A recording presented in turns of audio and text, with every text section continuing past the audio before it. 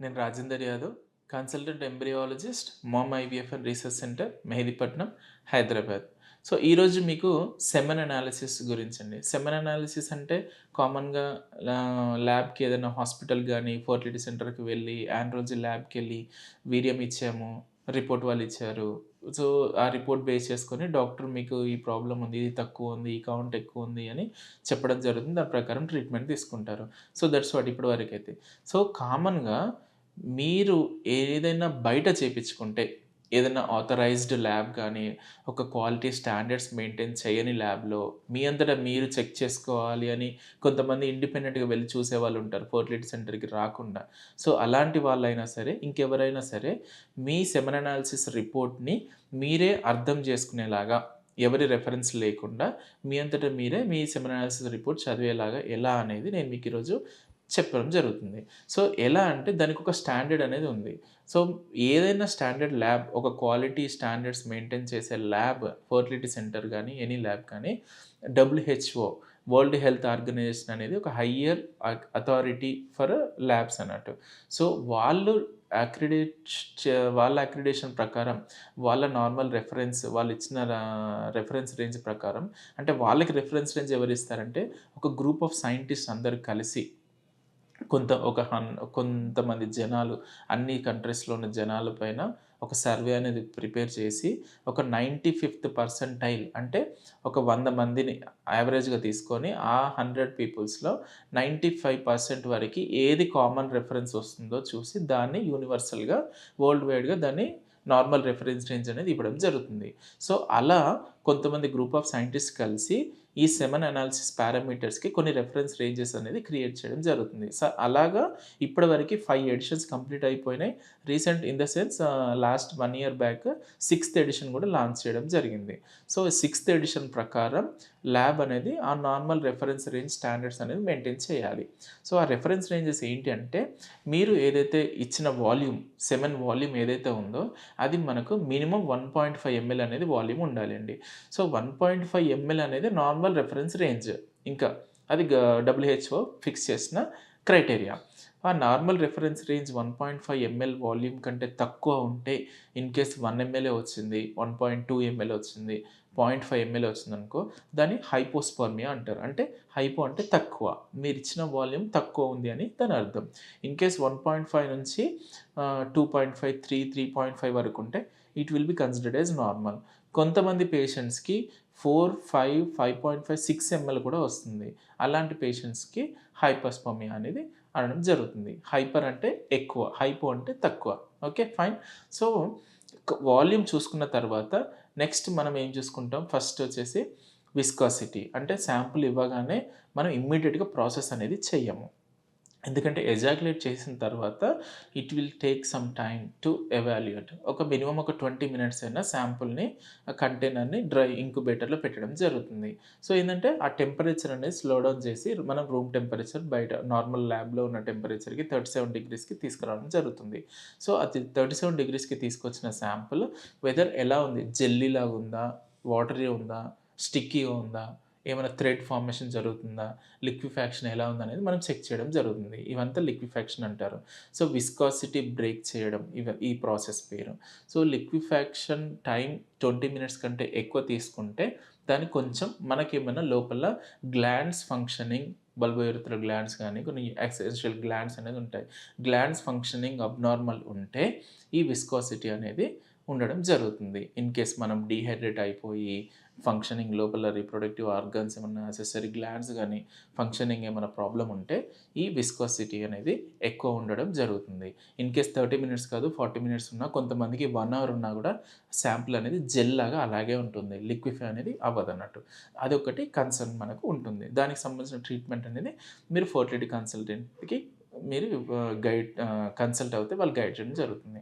Once viscosity break అయిన తర్వాత sample liquefy అయ్యాక మనం మెయిన్‌గా చూడాల్సిందేంటంటే, ఇప్పుడు అందరూ కామన్‌గా చూసేదంటే స్పెర్మ్ కౌంట్ అండి. Sperm number. సో, మనం ఎంత వాల్యూమ్ ఇచ్చినా గూడా మనకు డబ్ల్యూహెచ్ఓ వరల్డ్ హెల్త్ ఆర్గనైజేషన్ ఏందంటే reference range 16 million per ML. మీరు ఎంత ఎంఎల్ అని ఇవ్వండి. మనం క్యాలిక్యులేట్ చేసేది పర్ ఎంఎల్. ఏదైనా కూడా పర్ ఎంఎల్ 1 ఎంఎల్‌కి కన్సిడర్ అనేది చేయడం జరుగుతుంది. సో, ఎందుకంటే మేము ల్యాబ్‌లో చెక్ చేసేది కూడా మేము micro litres of sample 10 micro litres sample drop వేసుకొని ఆ గ్రిడ్స్ ద్వారా కౌంట్ చేయడం అనేది జరుగుతుందన్నట్టు. సో, మీరిచ్చిన శాంపుల్‌లో ఏదైతే కంటైనర్‌లో మీరిచ్చిన శాంపుల్‌లో వాల్యూమ్ తక్కువున్నా సరే, ఒకవేళ కౌంట్ గనక 16,000,000 పైన ఎంత ఉన్నా సరే 20,000,000, 30,000,000, 40,000,000, 50,000,000 ఎంత ఉన్నా కూడా that will come under normal reference range. ఒకవేళ 16,000,000 కంటే తక్కువ ఉంటే 15 గాని, 14, 10,000,000, 5,000,000 అలా ఉంటే దాన్ని ఆలిగోజోస్పెర్మియా అని అంటారు. ఆలిగో అంటే కౌంట్ తగ్గిపోవడం. జోస్పెర్మియా అంటే స్పెర్మ్. సో, ఆలిగోస్పెర్మియా అంటే స్పెర్మ్ కౌంట్ అనేది తక్కువ ఉండడం జరుగుతుంది. అండ్ కొంతమందికి ఒక కన్సర్న్ ఉంటుంది. సార్ లాస్ట్ టైమ్ చేపించినప్పుడు 45,000,000 వచ్చింది. ఈసారి చేపిస్తే 25,000,000 వచ్చింది. So, no problem. Semen count అనేది సెమెన్ అనాలిసిస్ రిపోర్ట్ అనేది ఎప్పుడు ఒకేలాగా ఉండదు. ఎందుకంటే ఒక నార్మల్ స్పెర్మ్ ప్రొడక్షన్ అవ్వడానికి మినిమమ్ 3 మంత్స్ అనేది టైం పడుతుంది. సో, మనం ఇప్పుడు ఇచ్చిన శాంపుల్ మీరు మళ్ళీ రేపు చేసినా, మళ్ళీ ఇమ్మీడియేట్‌గా ఈరోజు చేసిన శాంపుల్ 1 అవర్ తర్వాత మళ్ళీ ఇచ్చినా కూడా ఈ 3 శాంపుల్స్‌కి రిపోర్ట్ అనేది డిఫరెన్స్ అనేది ఉంటుంది. మీరెప్పుడు వర్రీ అవ్వాలి? Drastic change. ఎగ్జాంపుల్ ఈరోజు శాంపుల్ ఇచ్చారు. ఒక 25 మిలియన్స్ కౌంట్ వచ్చింది నార్మల్ ఉంది. మీరు మళ్ళీ ఒక 3 డేస్ తర్వాత చేపిస్తే 25 కాస్త 10 మిలియన్‌కెళ్ళిందనుకోండి. మళ్ళీ రిపీట్ చేస్తే 10 కాస్త ఇంకా తగ్గుకుంటూ ఎళ్ళిపోయింది. అప్పుడు మీరు కన్సర్న్ అవ్వాలి. అప్పుడు ఫర్టిలిటీ కన్సల్టెంట్‌ని మీట్ అయిపోయి లేకపోతే ఆండ్రాలజిస్ట్‌ని కన్సల్ట్ అయ్యి మీరు డెఫినిట్‌గా ట్రీట్మెంట్ అనేది తీసుకోవాల్సి ఉంటుంది. అండ్ ఒకవేళ మీ కౌంట్ గనక 16 మిలియన్ పైన ఉంటే 16 మిలియన్ నుంచి ఎంత ఉన్నా ఓకే. ఎంత ఇన్ ద సెన్స్ ఒక 30, 40, 50, 55 మిలియన్, 60 మిలియన్ వరకు ఉంటుంది. ఎంత ఉన్నా కూడా దాన్ని నార్మల్ కిందకే వస్తుంది. ఇన్ కేస్ దానికంటే తక్కువ ఉంటే మీకు చెప్పినట్టు ఆలిగోస్పెర్మియా అంటారు. కొంతమందికి 100 మిలియన్ పైన కూడా ఉంటుందండి కౌంట్.